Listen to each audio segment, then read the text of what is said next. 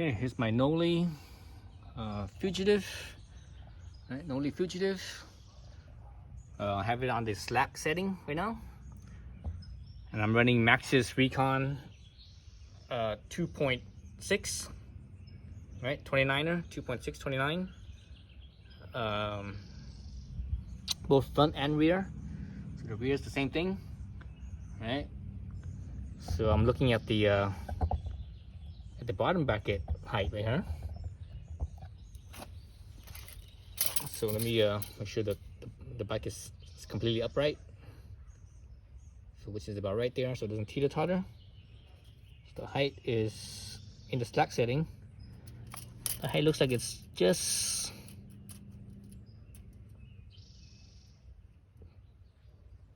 about 13 inches. So maybe barely over 13 inches. Like maybe 13th and what is that? 16th. So 13 and the 16th. So that's pretty low, I think, especially for technical riding. But you know, it's a slack setting, and the slack setting it always drops the bottom bracket. So I'm gonna adjust this to the steep setting and see what the height is. Okay, so you can see now I have it on the steep setting, right? Again, Knolly Fugitive, right? On the steep setting, the bike's in the exact same position on the ground as it was a moment ago. So now let's look at the height here. So again, at the bottom bracket, this is the center of the bottom bracket. So let's make sure that the bike is completely upright, which is about right there. So it looks like it's about 13 and a half or so inches, maybe slightly more.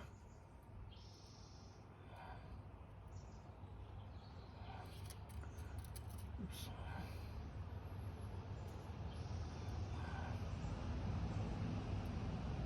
Actually slightly less.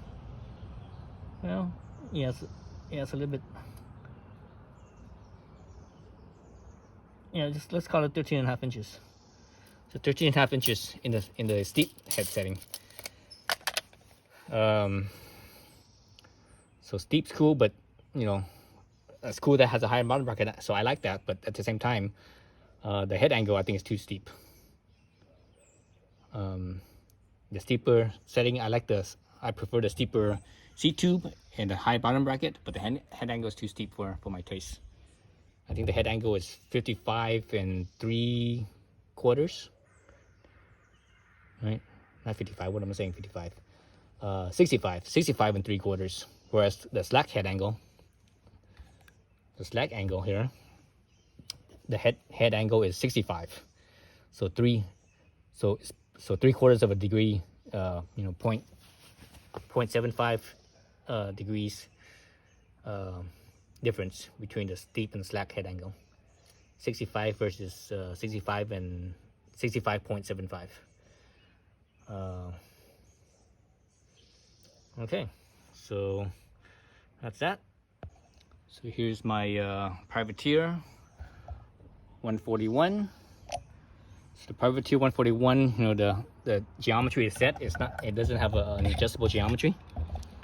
So you know, it is what it is.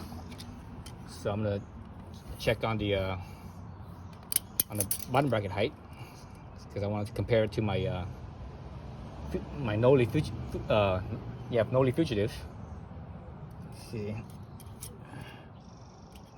Make sure that I have the bike in the exact same spot where my Fugitive was, so that way, you know, there's no discrepancy. So I'm teeter-tottering the bike, make sure that it's not, you know, falling. If it wants to fall from one side to the other, that means it's not, you know, it's not straight up and down. So this here looks like 13 and a half inches. So this bottom bracket height is the same as the Knolly in the steep steep setting. But the difference is that this bike here is that the seat angle is steeper. Actually, it's steeper than the Knolly's seat angle in the steep setting, and also the head tube angle is slacker than the Knolly in the slack setting.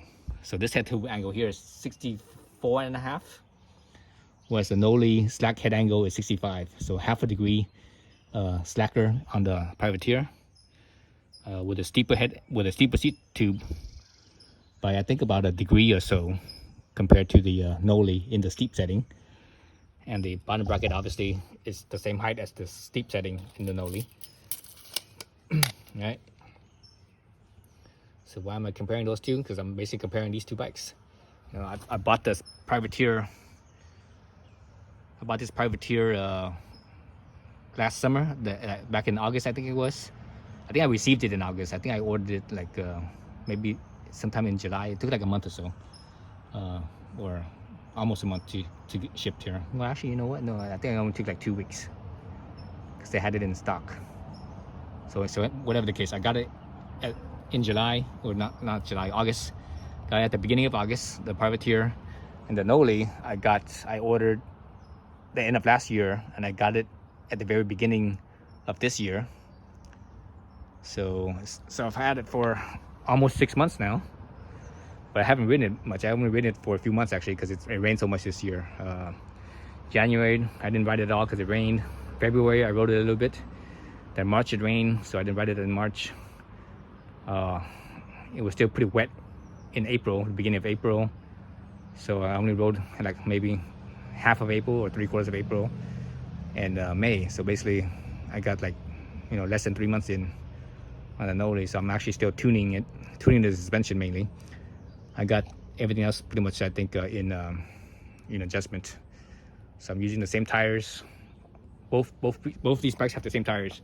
So this one has the Recon 2.6 width as well, 29er, front and rear, right? 2.6.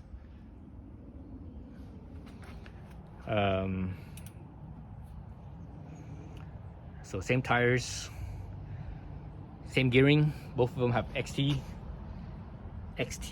cassette with the XT chain, and they both have the same crank as well. Race face turbine R cranks, or not, is it turbine R? No, turbine cranks. Race face turbine cranks, 160 millimeter. No, excuse me, 165 length on both of them. They both have the same pedals, crank brothers. What are these called? I think they're called candies, I believe. Chain ring is the different brand actually. That chain ring is a wolf tooth. This chain ring is a race face, but they're both oval 32 tooth. And obviously the gearing is different. Not the gearing, but the derailleur. You know, that one has an XT. This one has a GX. But you know, they're as close as I could get them.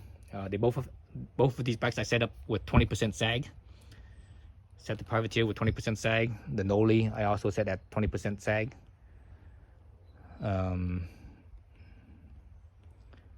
I like that 20% sag because it gives me a little bit more ground clearance. But also at the same time, I don't use volume spacers, so I take all of them out on both bikes. You know, both the fork and the shock on both of these. The volume spacer is, you know, it's not there. I took them all out, so that way it has maximum volume. That way it feels more cushy, more plush. You know, more like a coil shock basically. That's what I prefer. I prefer the feel of a coil shock, but you know, without the weight. So that does make the initial stroke kind of soft and plushy, and mid stroke's all right, and the end stroke, you know, near bottoming out, much firmer. You know, it has a very progressiveness. Let's see what else about these two bikes as far as the setup goes. So yeah, those are the setups. I put this down, and I'm still holding the bike with my hand.